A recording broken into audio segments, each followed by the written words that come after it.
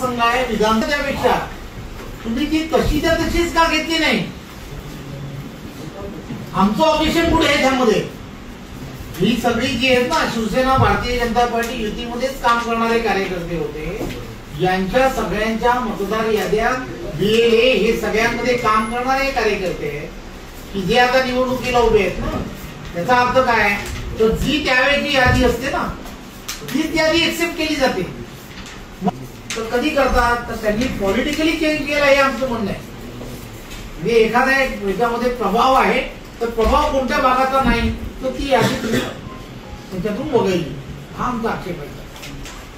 आमचा आक्षेप काय आहे की तिथे असणारी 28 नंबर जे आहे ना त्याच्यामध्ये बाहेरच्या असणाऱ्या उल्हासनगरचा जो भाग आहे यूएमसीचा तो याच्यामध्ये घेतला जातो.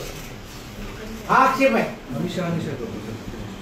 आमच्या आता जे आम्ही तुम्हाला जे ऑब्जेक्शन सांगतो तुम्ही लिहून द्या सर. आम्हाला काय असं काही याच्यामध्ये काही अडचण नाहीये. आता 27 नंबर आहे. 27 नंबर मध्ये काय झालं तुझं ते पूर्ण ते आपण सुद्धा मान्य केलं. जम्पिंग झालेली आहे. फक्त 372 वोटिंग आहे. 372 मध्ये सुद्धा 20-25 असं नाव आहे. 2-3 नावं टाकली पूर्ण पाहिजे होती. आणि मी मंत्री सुद्धा आहे. त्यामुळे सभागृहात उत्तर देताना मी तपासून घेतो वगैरे ठीक आहे. पण हे काय म्हणजे फेअर इलेक्शन होणार नाही.